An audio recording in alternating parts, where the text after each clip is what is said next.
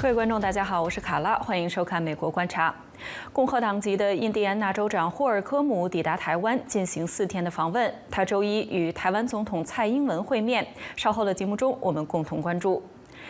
台湾总统蔡英文22日会见美国印第安纳州长霍尔科姆。蔡英文表示，台湾有能力也有意愿加强与民主伙伴的合作，共同建构民主晶片的永续供应链。共和党籍的霍尔科姆21日抵达台湾进行4天的访问。他强调，这次访问的焦点是经济交流，并表示印第安纳州在全美国的外国直接投资方面名列前茅，该州有10家台湾公司。霍尔科姆此行的下一站是韩国。台湾有能力也有意愿加强跟民主伙伴之间的合作，共同建构民主晶片的永续供应链。我们要一起维护共享的价值，创造更多的繁荣。正面对全球威权主义持续的扩张，过去的这段时间，台湾也面临中国在台湾海的周边的军事威胁。此时此刻，我们民主阵线的盟友更要团结起来，加强各个领域的合作。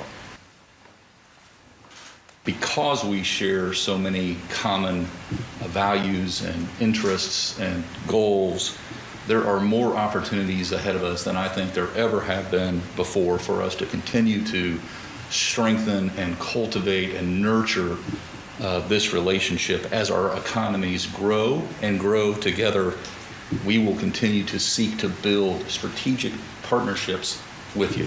The Indiana-Taiwan agreement is focused on building upon those economic ties and critical industries, as you mentioned, like semiconductors, ag, bioscience, advanced manufacturing and technology, and the Purdue University memorandums of understanding that they will sign will equally propel us forward on that research front in those areas and many more. 中国外交部批评正在访问台湾的印第安纳州长霍尔科姆，以及说中国针对佩洛西访台反应过度的美国驻华大使伯恩斯。白宫国安会星期一告诉美国之音，美国民选官员访问台湾符合美国的一个中国政策。详细情况，请美国之音白宫记者黄耀义来介绍。耀义。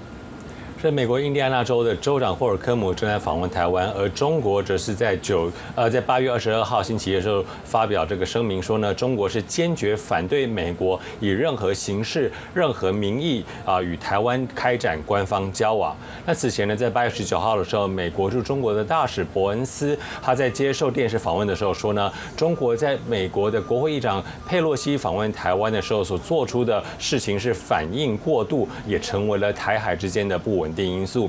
对此呢，中国外交部也同样是在8月22号的时候批评说，美国破坏了一中原则，是美国政府极不负责任。那么对于中国方面呢，对于这个印第安纳州的这个州长还有伯恩斯大使的批评呢，一位白宫国安会的发言人在8月22号星期一告诉美国之音说，国会议员以及其他的民选官员数十年来都访问台湾，也会持续前往，这符合我们长久以来的一中政策。那我们知道，光是在8月已经有美国的国会议院的议长佩洛西在2号的时候，还有参议院的外交委员会亚太小组主席马基参议员在14号的时候分别率团访问了台湾。根据《金融时报》最新的报道呢，预计在本周的周末之前，还会有第3个美国国会的议员团来出访台湾。卡拉，好的，感谢耀义从白宫带来的消息。塔利班掌握阿富汗政权1年来，中国政府已经接受塔利班掌权的事实，与其进行合作。而与此同时，巴基斯坦新政府上任可能会继续推升中巴关系，扩大中国在该地区的影响力。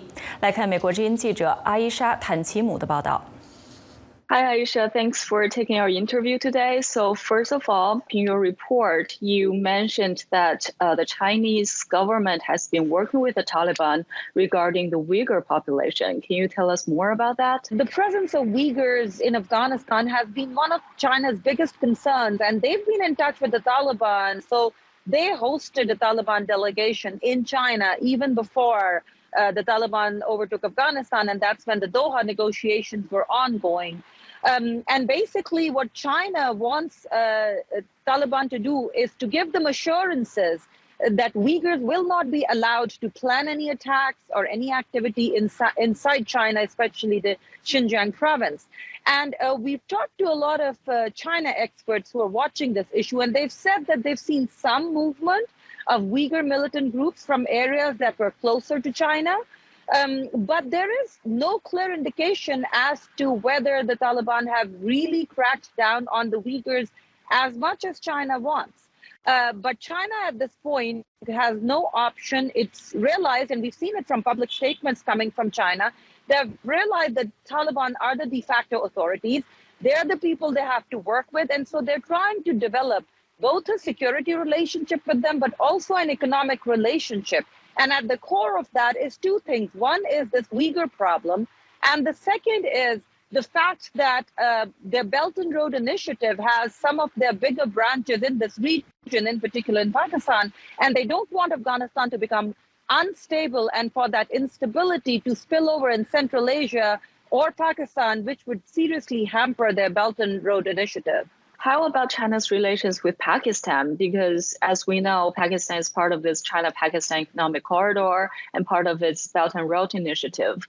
And there are quite some big projects going on. How are these projects going, and how are those received by the local people? Well, the China-Pakistan relationship has been strong for decades, and both governments, and it doesn't matter which political party comes to power, they all like to refer to in Pakistan their relationship with China to be higher than the mountains and deeper than the deepest oceans. And so both sides call each other each other's friends and strategic partners. So the Belt and Road Initiative has a branch called CPEC, or the China-Pakistan Economic Corridor, that's supposed to join Xinjiang with a Pakistani port Gwadar. That's supposed to significantly cut the route that China now has to take. If they can bring their goods through Pakistan to Gwadar, it'll significantly cut their route to Europe and to Middle East.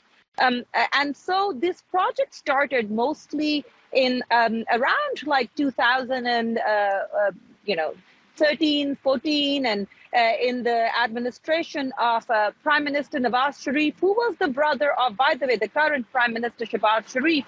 This project really took off. It was all over. The government was supporting it. You saw the number of Chinese companies in Pakistan increase. You saw Chinese renting houses in Pakistan, etc. And then we saw a change in government, and Imran Khan became the Prime Minister of Pakistan. And during his tenure, we saw a slowing down of CPEC.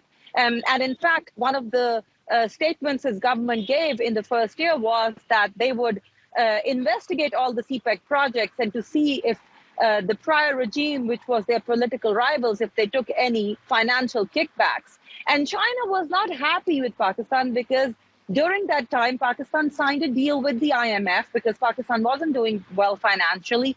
And as part of the deal, Pakistan shared some information about CPEC with IMF that China did not want them to share. China wanted all of that information to remain confidential. So CPEC has been up and down, but overall, it's one of the biggest investment projects that any other country has promised to carry out in Pakistan in decades.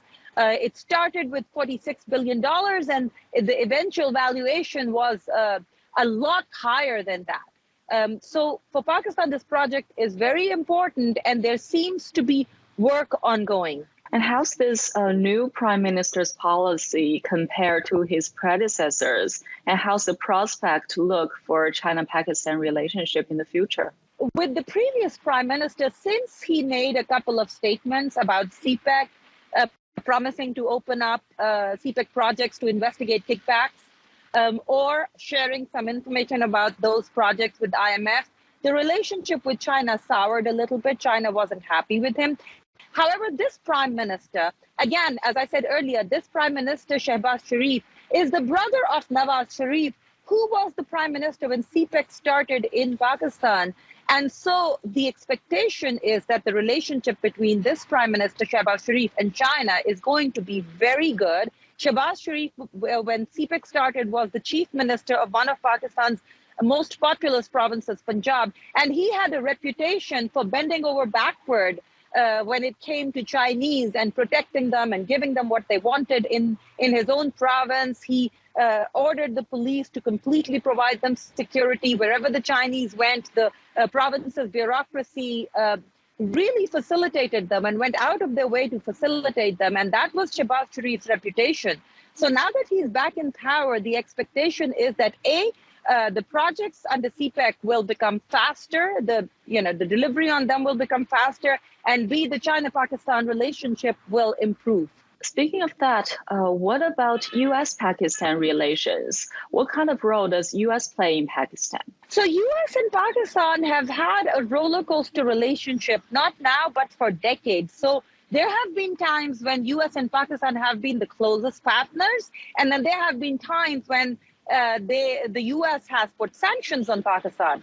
So a very similar thing happened. So and as Afghanistan has usually been the focal point of the two countries' relationship. It has been one of the biggest complaints of Pakistan that the U.S. views Pakistan from an Afghanistan prism, and rather than having a bilateral relationship with Pakistan, it has a relationship with Pakistan that's Afghanistan-centric.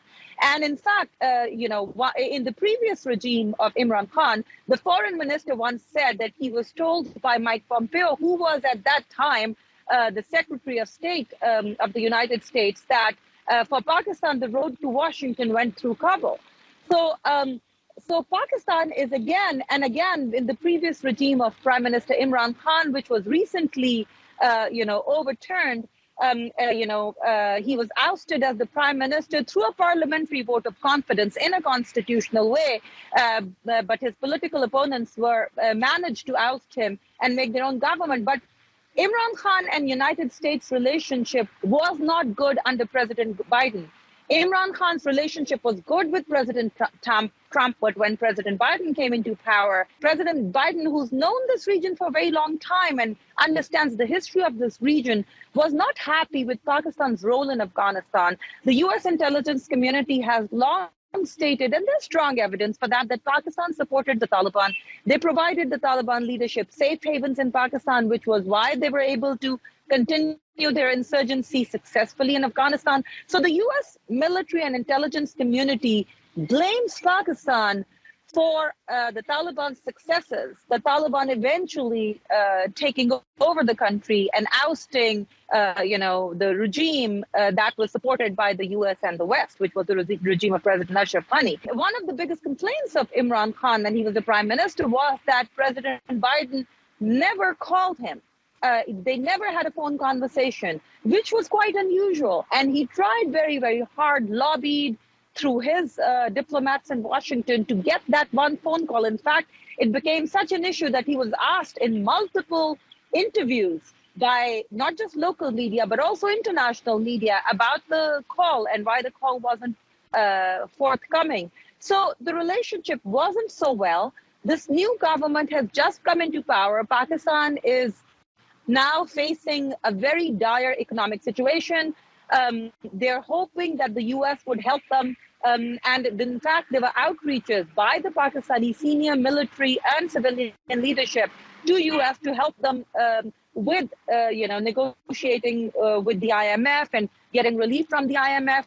So it's too early to say exactly what the U.S.-Pakistan relationship is and where it's going to go. But it seems like the negativity that existed during Imran Khan's regime has kind of subsided a little bit. Okay, thank you, Aisha, for connecting with us today.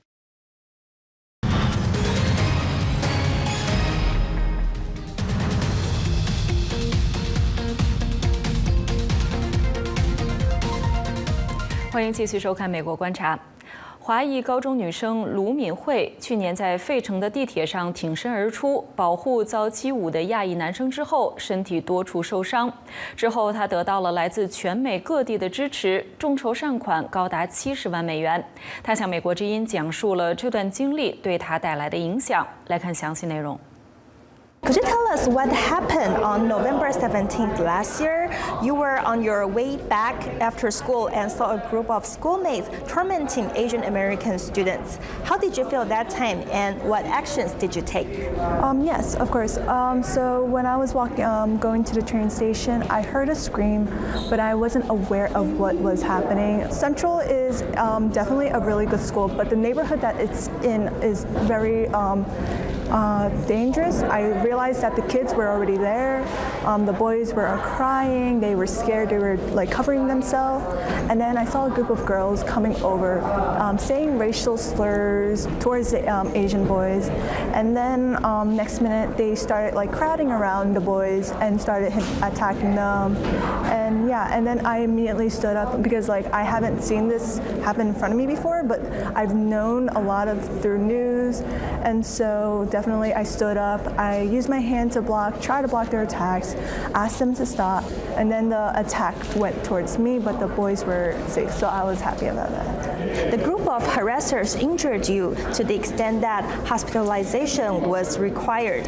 What was other passengers' reaction that time, and did they try to intervene or offer help? So in the beginning, it was not recorded, but basically many of my classmates, my friends were on the train, and when they realized that I already stood up, they and saw that their the girls' attentions were going towards me. One of my friends did try to pull me back, but the girl's attention went towards her, so I pushed her back down because I was afraid of her getting hurt as well.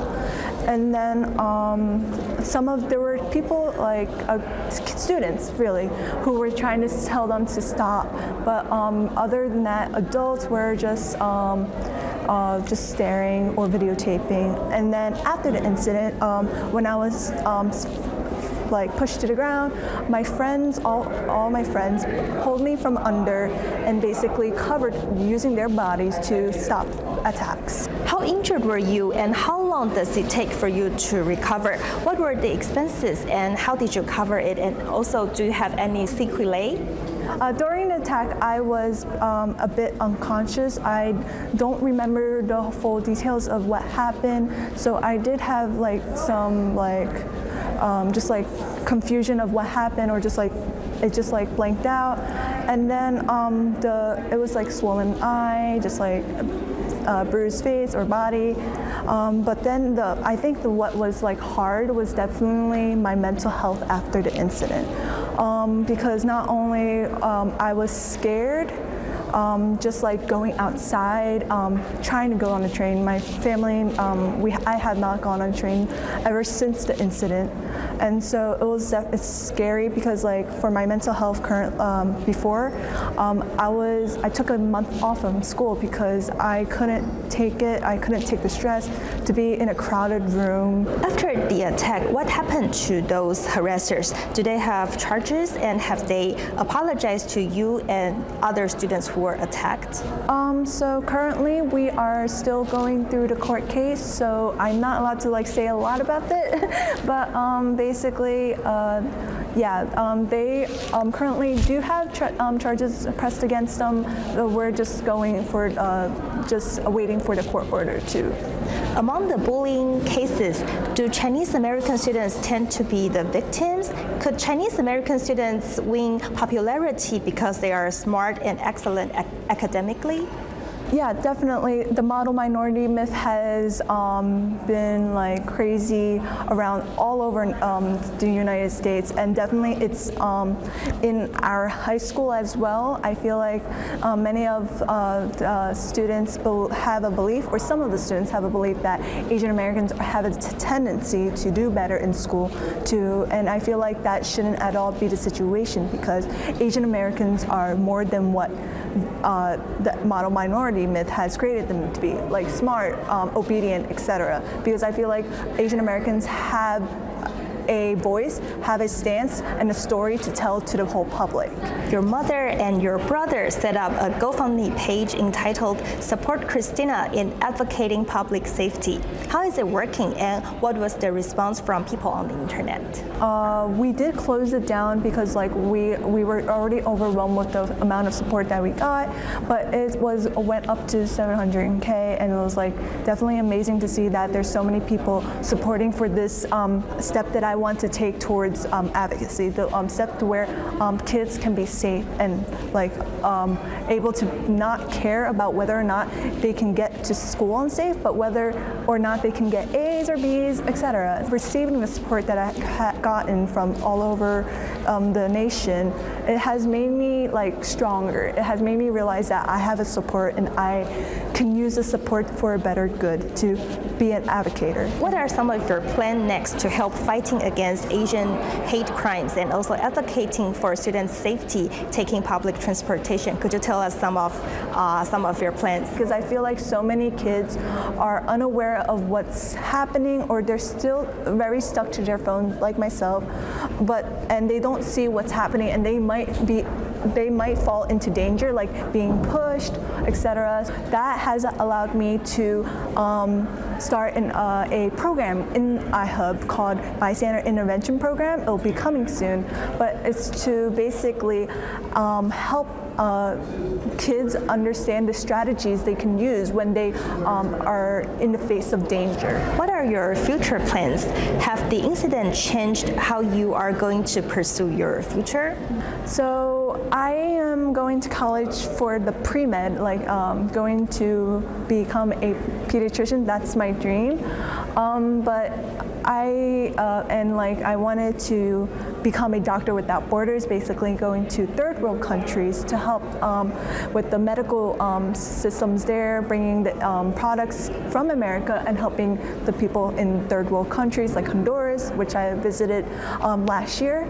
I definitely still want to step my toes into advocacy work. I love advocacy work. I love using my voice to better society and just show that to young Asian Americans that we have a voice, we will not back down. We should not have the model minority myth be stereotyped as us. In your LinkedIn page, you have listed multitasking as your skill. When working in the bubble tea shop, you can make drinks and help with cash register at the same time. Does this skill still matter for your study in UPenn? Yes, definitely. I'm being pulled into every single direction that I know, but I am willing to try with what I have to help in those directions. I am involved in other volunteer activities like Philly Teen Vax at my Philadelphia. Basically, we're helping to advocate for vaccine uptake because COVID vaccines are seen as they have meat in there or something it's like actual COVID being given to kids, and I definitely want to debunk that myth. And then for Asian American United, I have done 2 programs with them where I learned about Asian solidarity, just civic engagement. I helped with the voters registration in Chinatown, where I stood there and basically interacted with Asians to help them sign up for voting, because I realized that many of them don't understand the concept, or they never actually had help in Mandarin to actually sign up. How do you see your own identity and Chinese American? I was born and raised in Philadelphia, and as a Chinese American, I am proud of the fact that I am Chinese American. Definitely, I did have an identity crisis growing up, but I realized that Asian Americans have so much to offer.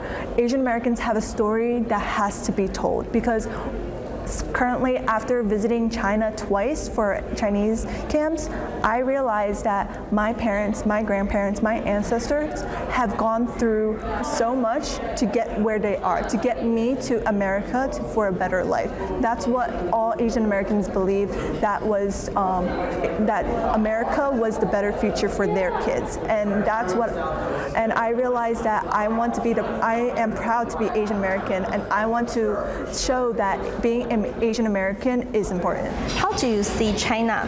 And in your college years, you might encounter quite a few students from China. Do you feel like it is going to be easy to find common elements of identity with them? I will be meeting people from China in my University of Pennsylvania, and I really find that exciting because I feel like Chinese people, wherever they're from China or from America, they have so much to offer. They have different mindset that I wanted to learn about because I feel like I'm still learning about what it is to be Asian American, and I want to get the full story. When I went to China, it was definitely busier than what I imagined. The streets were crowded, the cars driving back and forth, and they have those motorcycles or bicycle things that they use. So that was really exciting to be able to immerse myself into a different culture that I wasn't expecting, and it's just I feel like. And for me, in China, it's more lively. It's more夜市, you're able to go outside, you're able to have fun. So. What about Chinese Americans from places like Manhattan or Los Angeles? I feel like Chinese Americans from different states are very different from each other, but very similar because they all value, in my opinion, they all value the word family. When it's Chinese New Year's, everyone comes together to celebrate that. Or at dinners, everyone comes to the round table to talk, to have fun, eat, and just 聊天, so it's kind of fun. I definitely feel like it is important to interact with one another. I feel like there's so much to learn because I feel like from China and from the US, there's definitely different growing up, and I feel like to learn each other's stories will have a better understanding of what it is to be Asian American, Chinese American. 美国海军最大的战舰之一黄蜂级的基萨奇山号两栖攻击舰22日抵达立陶宛的克莱佩达港口。美国驻立陶宛大使吉尔克里斯特说，这显示了美国对这一区域防卫的坚固承诺。基萨奇山号舰长福斯特说，这次按预定计划进行的港口访问，显示了两国长期以来的盟友关系。As a demonstration of the U.S. committed at the Madrid summit by President Biden to enhance our security contributions in the Baltic region and across Europe. Our commitment and NATO's commitment is not only about land territory, but it's also about the Baltic Sea, which is an essential corridor for energy, for commerce, for shipping, and for defense. And as we face a serious challenge in this region, I'll have to say that this ship is an embodiment of the strength and reach and lethality of the U.S. military. It is an ironclad commitment to the defense of this region and a clear demonstration of the fact the United States stands with Lithuania. It's important to recognize that every Baltic country has something powerful to contribute. And when they do, our unified strength is simply unmatched. Lithuania and the U.S. have been allies for many, many years, and this scheduled port visit is a demonstration of those bonds we've shared ever since. 美国和韩国举行数年来最大规模的联合军事演习。美韩官员说，恢复正常规模的军事演习将强化抵御朝鲜威胁的能力。美国与韩国年度已知自由之盾联合军演星期一拉开帷幕。韩国国防部表示，两军将展开11项野战训练，动用飞机、坦克、战舰和数万军人的兵力。过去4年中，为了让朝鲜去核化的外交努力有充分的运作空间，也因为受到新冠疫情的影响，美国和韩国显著缩小了年度联合军演的规模。日本国会友台团体日华议员恳谈会会长谷乌圭司和日华垦事务局局长木原忍星期一抵达台湾，进行为期2天的访问。日本国会2人访问团将在此行中会晤台湾总统蔡英文、副总统赖清德、行政院长苏贞昌以及立法院长游锡堃等多位台湾政要。美国首席传染病专家安东尼·福奇医生星期一说，他计划在今年底退休。福奇医生在美国应对新冠大流行病期间，成为最著名的抗疫代言人。今年81岁的福奇，自1984年以来，一直领导着美国的国家过敏与传染病研究所。在新冠疫情在美国爆发初期，他也是时任总统唐纳德·特朗普的顾问，在美国成为家喻户晓的人物。那么以上就是今天美国观察的全部内容，感谢您收看今天的节目，我们明天再见。